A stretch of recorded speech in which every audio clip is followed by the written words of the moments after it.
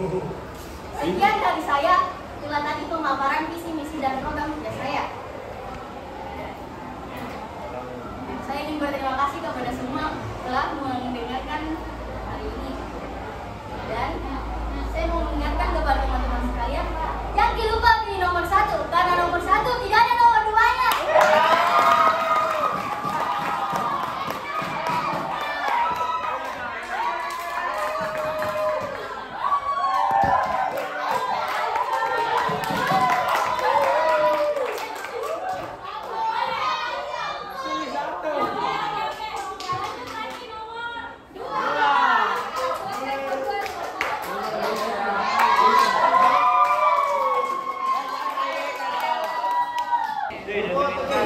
Bukan.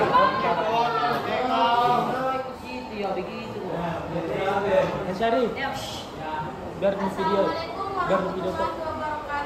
Waalaikumsalam. Selamat pagi. Pagi. Sebagai pembina kebaikan ini.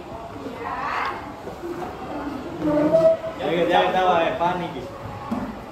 Perkenalkan, nama saya Fatimah sebagai calon ketua OSIS.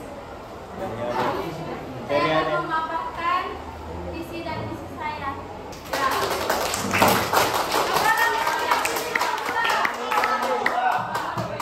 lupa.